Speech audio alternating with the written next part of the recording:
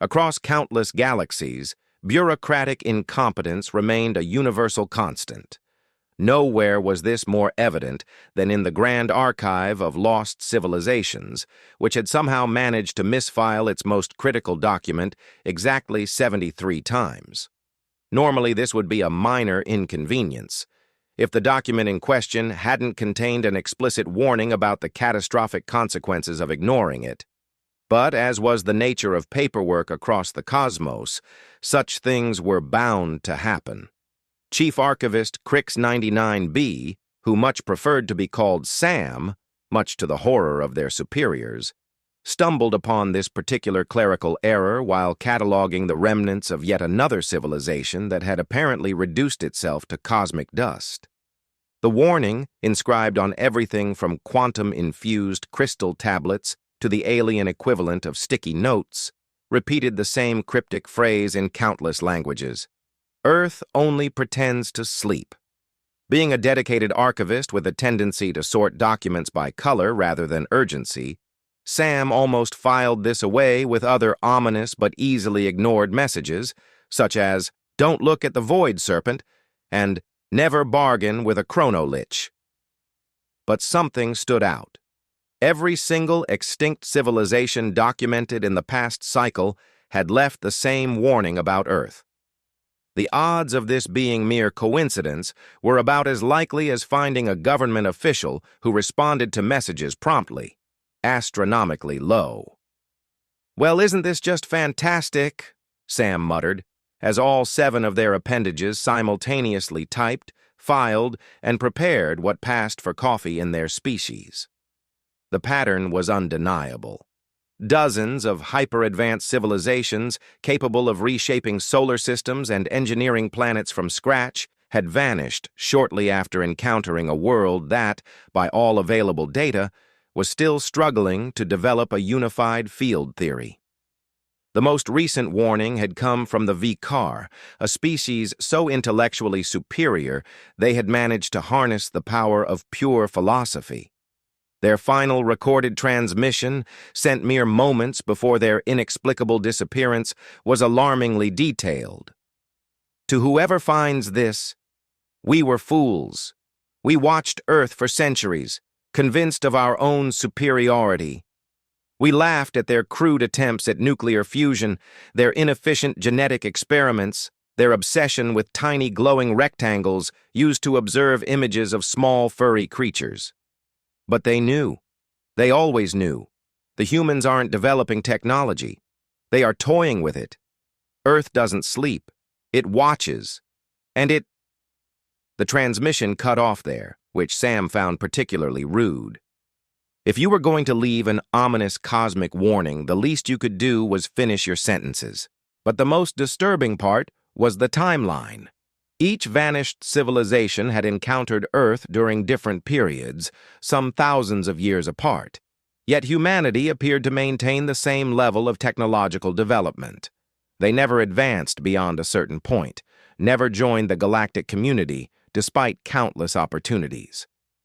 Pulling up the latest surveillance data from their most advanced cloaked probes, Sam studied the evidence. The humans still drove combustion-powered vehicles, still struggled with basic space travel, still spent an inordinate amount of time debating whether their planet's climate was changing, despite all evidence confirming that it was. "This is either the most elaborate cosmic joke in history," Sam mused, "or we're missing something fundamental." Historical records read like the setup for a darkly comedic tragedy. The first recorded contact came from the Zelthari, beings of pure energy who had evolved beyond physical form. They approached Earth during what their records called the Age of Steam and Coal, expecting to find a primitive species in need of guidance. They disappeared 3 months later. Their final logs contained nothing but confusion over humanity's inexplicable stagnation, and an oddly specific note about quantum fluctuations in their caffeine consumption. Next came the Draskari, self-proclaimed masters of biological engineering who had transformed their entire species into living supercomputers. They observed Earth during what humans called World War II. Their last transmission contained only a single phrase. "They're not using their real weapons?" Sam felt a growing unease. Each civilization had approached Earth with overwhelming technological superiority. Each had vanished shortly after making similar observations about humanity's supposed limitations. The synth conglomerate of Arcus 7, an advanced AI civilization, dedicated 3 decades to analyzing human internet traffic, believing they could decode the species through its digital communications. Their final report read, "They deliberately flood their networks with nonsense. The cat videos are a smokescreen. Even the mechanoid Imperium, infamous for converting entire solar systems into computational engines, devoted a fraction of their processing power to studying Earth. They ceased to exist mid-calculation, but not before transmitting. Their inefficiency is too perfect to be natural." "This is ridiculous," Sam muttered, their appendages twitching in frustration. "No species sustains this level of dysfunction for millennia without reason." The evidence only got stranger. The crystalline minds of Andromeda, beings of pure logic, were driven to irrational madness after studying human financial systems. Their final theorem read, "The numbers don't add up because they don't want them to." Even the ancient void walkers, masters of interdimensional travel, left a rare note of panic. "They are not developing their technology. They are containing it. The simplicity is a cage, but we do not know what they are locking away." The most recent attempt to breach Earth's secrets came from the Binary Accord, a machine civilization that tried hacking Earth's primitive networks. They expected to find archaic binary systems. Instead, their entire network collapsed upon encountering something described as deliberately outdated code-masking quantum signatures. Sam reviewed the data once more.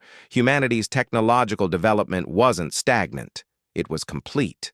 "So," they muttered, "we have a species that has remained technologically unchanged for centuries, caused the disappearance of multiple advanced civilizations, and yet still manages to convince the galaxy they're struggling with fossil fuel efficiency?" They paused. "Either humans are the greatest con artists in history, or we're all unfathomably stupid." The prevailing attitude toward Earth in the Galactic Council was one of amused condescension. The latest analysis from the Department of Primitive Species Management classified Earth as charmingly pre-industrial. A popular reality show, Earthwatch, had even been created, where top scientists mockingly analyzed humanity's attempts at space travel. One of its highest-rated episodes featured a panel of physicists breaking down in hysterics over something called cryptocurrency. "Look at them!" Professor Shale of the Advanced Civilizations Institute had exclaimed, waving tentacles at the footage of humans launching satellites. "They still think radio waves are impressive. How adorable!" But Sam saw what the others did not. Every probe sent to measure Earth's energy consumption returned corrupted data, or never returned at all. Every military analysis ranked human weaponry as laughably outdated, yet no one questioned why a species supposedly working on stealth technology for over a century had made no meaningful breakthroughs.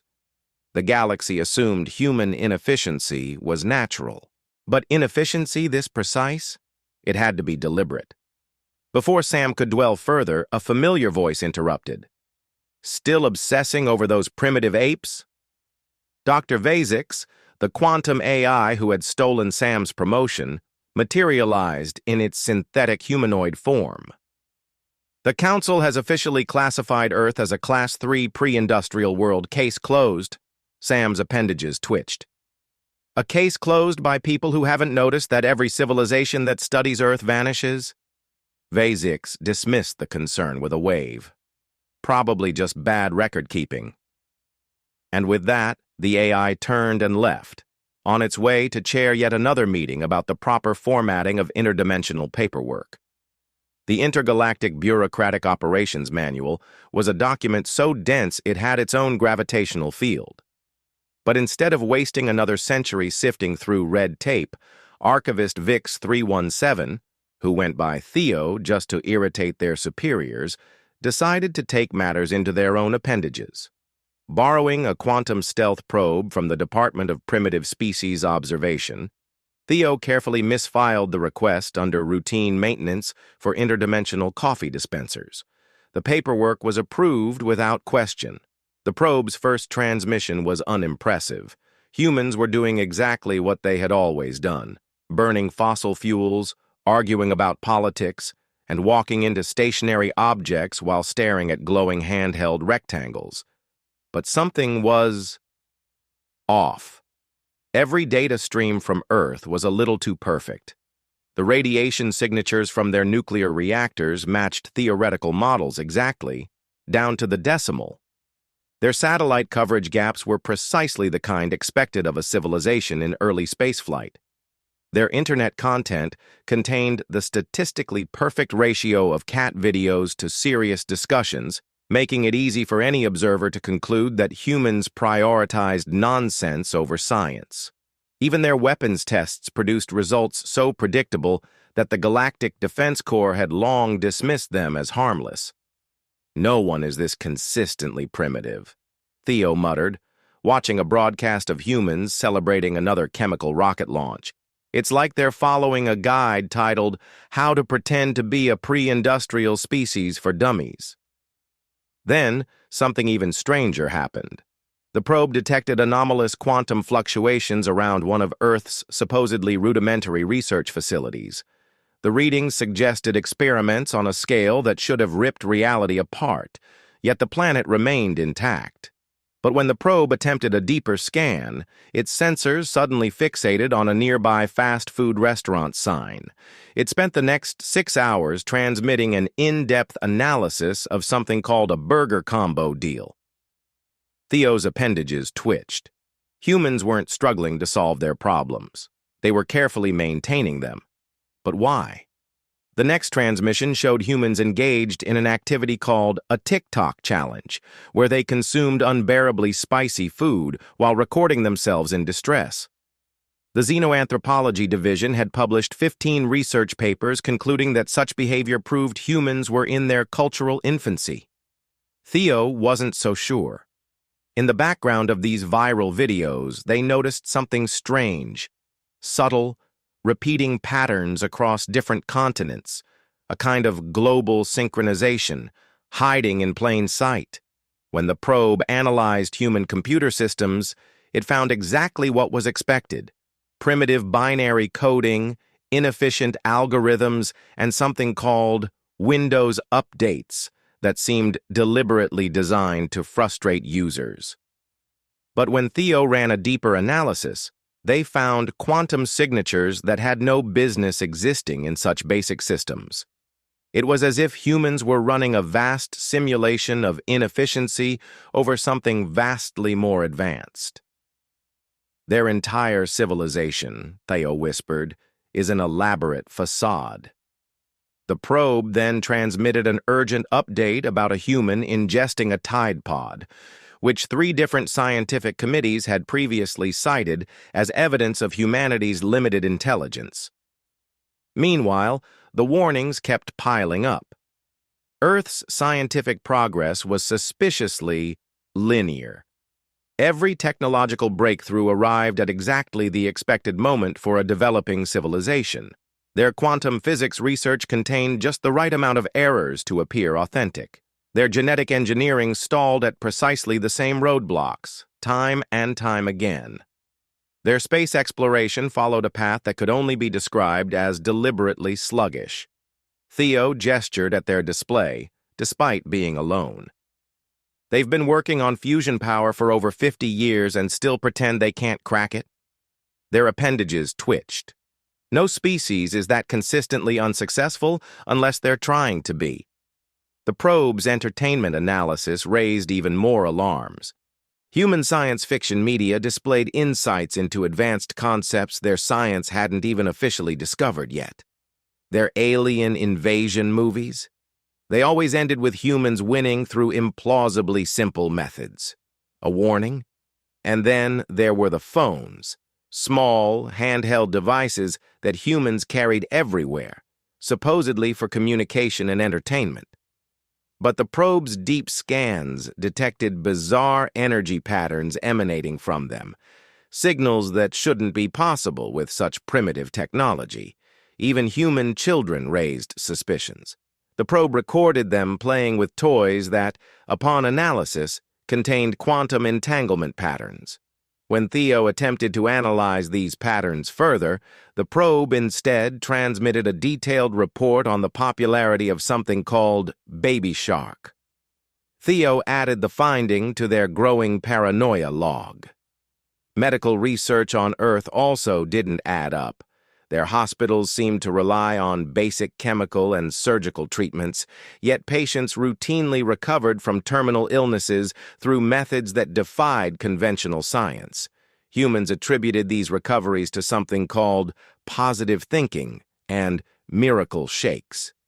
Meanwhile, when the probe attempted to scan a particle accelerator, it returned corrupted data and an inexplicable craving for a snack called Doritos. But the only clear reading it managed to transmit. The accelerator consumed exactly the amount of energy expected for a primitive system. Not a single quantum fluctuation, more or less. Even Earth's climate patterns seemed suspiciously controlled. Their storms followed perfectly natural progressions.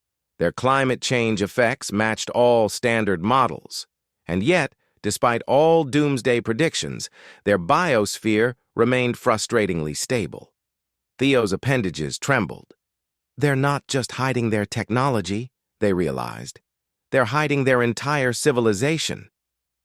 The final piece of evidence came from an unexpected source, Earth's coffee beans. The probe detected faint, artificial quantum signatures in them. When Theo attempted to investigate further, the probe instead transmitted 3 hours of video compilations labeled epic fails. Something was very, very wrong with Earth, and Theo had a sinking realization. They were about to discover exactly what the previous civilizations had uncovered, right before they vanished. The breakthrough came in the form of a coffee machine malfunction. The probe, after transmitting another batch of supposedly primitive human technological data, suddenly detected an energy surge from a small coffee shop. For exactly 2.3 seconds, the probe recorded energy readings that shouldn't exist, not in this universe or any adjacent one.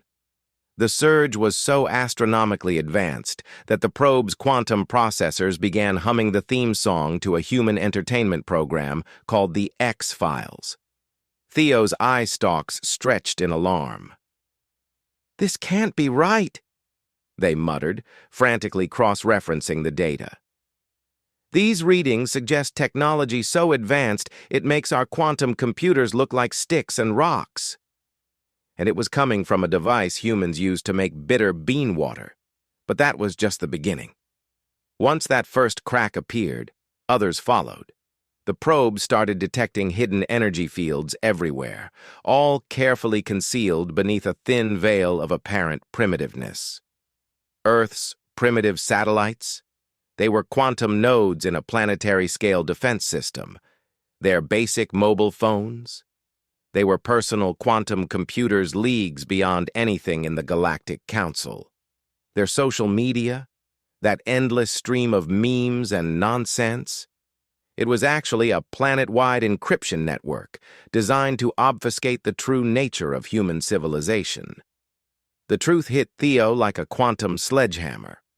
Earth wasn't a primitive world struggling to advance. It was something else entirely. It was an incredibly advanced civilization, masquerading as primitive, and they had maintained this deception for centuries. But why? The answer came when the probe, now equipped with enhanced analytical perception, re-examined human entertainment media. All those films about aliens invading Earth, only to be defeated by resilient, underdog humans. They weren't entertainment. They were historical records, disguised as fiction. Earth had endured countless invasions throughout its history, each time by civilizations that had mistaken it for an easy conquest. Each time, Humanity had not only survived, but absorbed and repurposed the invaders' technology, seamlessly integrating it while maintaining their carefully curated illusion of stagnation. The probe uncovered traces of ancient quantum records, buried deep within what humans called conspiracy theory websites. Sometime in their distant past, humanity had realized a fundamental truth about the universe. The most dangerous predators always target the weakest-looking prey. So humanity made the single greatest strategic decision in galactic history. They chose to appear as an endlessly developing species, always on the cusp of progress, never quite advancing far enough to be considered a serious threat. The civilizations that had left warnings about Earth, they weren't destroyed, they were assimilated. The Craxies' weaponized interpretive dance, probably now being taught in human schools as a contemporary performance art. The quantum intelligence of the Rillian Collective, most likely embedded into something humans called social media algorithms. Theo's appendages twitched. "They're not sleeping," they whispered. "They're hunting." The probe's final transmission displayed a human child, innocently playing with what appeared to be a simple electronic toy. But the energy readings from the device suggested it could power an entire star system. Then something terrible happened. The child looked directly at the probe, not at where the probe's cloaking software said it was, but at its actual quantum coordinates, in 11-dimensional space. The probe's last transmission was a string of garbled code, which, upon decryption, turned out to be a human meme. "We know you're watching. Thanks for keeping us company. Want to join?" Theo's office computer pinged. A notification flashed. "System update available. Restart now." But the quantum signature embedded within that seemingly harmless message was off the charts. Theo turned to their coffee machine, suddenly very aware that it had been provided by the Human Cultural Exchange Program. Every piece of primitive human technology was, in reality, a masterpiece of quantum engineering, disguised as simple electronics. Their entire civilization was a technological apex predator, wrapped in the perfect camouflage of incompetence. And now, they knew that Theo knew. The coffee machine beeped cheerfully. It dispensed a cup of coffee, perfectly brewed. A message appeared on its simple LED display. "Join us for coffee. We make better beans than the Galactic Council's break room." Theo hesitated, staring at the evidence in each of their 7 appendages. Then they made a decision. After all, if you can't beat them, and the evidence suggested no one ever had, you might as well join them for coffee. The next Galactic Council meeting was an exercise in bureaucratic hysteria, which manifested in the only way bureaucrats knew how, through aggressively worded memos. The emergency session was called after Theo's classified report somehow leaked onto every quantum computer in the galaxy simultaneously, conveniently appearing in a folder labeled "Cute Cat Pictures." Dr. Vex 4, the quantum AI who had stolen Theo's promotion, was experiencing what could only be described as an existential blue screen of death. Its holographic avatar kept glitching between different forms, at one point turning into what appeared to be a human vending machine. "This is impossible," the AI sputtered. "Their technological development follows a perfect curve of primitive advancement. I wrote 17 papers on their inefficient coding practices." Theo took a casual sip of their suspiciously perfect Earth-made coffee. "Ah, about that," they said. "Those inefficient coding practices, they're actually quantum algorithms disguised as bad programming. Humans call it spaghetti code for a reason. It looks like a mess, while performing computational feats that should be impossible." The council chamber erupted into dozens of simultaneous languages, all expressing variations of sheer cosmic panic. The Department of Primitive Species Management was in shambles, their tentacles tied in literal knots as they reviewed centuries of condescending reports on Earth. "But they're rockets?" Professor Crix waved their appendages frantically. They still use chemical propulsion. We watched them struggle just to reach their own moon. Theo nodded. Yes, they maintain an entire space program just to convince us they're struggling with basic orbital mechanics. Meanwhile, their actual quantum displacement technology probably lets them hop to other galaxies for vacation. A delegation from the xenoanthropology department huddled in a corner, frantically revising their 900-page thesis on human culture. The new title read, How Humanity Masterfully Trolled the Entire Galaxy, a comprehensive analysis of the greatest deception in cosmic history. Meanwhile, the Galactic Defense Force had transitioned from panic to full existential crisis mode. The memes, someone whispered in horror. All those ridiculous pictures with text. They're encrypted quantum communications, aren't they? And the cat videos, another voice added. No species would spend that much time watching small, furry creatures unless... A dreadful silence fell over the chamber. Unless it's a cover for something else. Theo took another sip of coffee. The Council's chief of security, a being composed of pure energy, flickered in distress. Why? They finally asked. Why go through such an elaborate deception? Theo leaned back, watching their fellow bureaucrats descend into panic.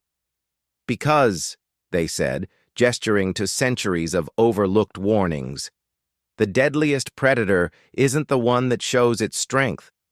It's the one that pretends to be weak, until it's too late. The chamber fell silent. The realization sank in. Every civilization that had discovered Earth's secret had been given a choice. Join the masquerade, or become another mysterious disappearance. Dr. Vex's voice modulator faltered. So all those vanished civilizations, probably living quite happily on Earth, Theo finished. Drinking coffee, watching cat videos, and enjoying technology so advanced, it makes our best efforts look like smashing two rocks together. Then every screen in the chamber flickered. A message appeared simultaneously across the entire galactic network. Now that you know, would you like to join our little play? Great benefits, universal health care, and the best coffee in the cosmos. The message was signed with a simple emoji, a winking face, that somehow existed in 11 dimensions. The Galactic Council, now completely outmaneuvered by a civilization that still pretended nuclear fusion was too hard, did the only rational thing. They formed a committee to discuss the proper protocols for accepting Earth's invitation.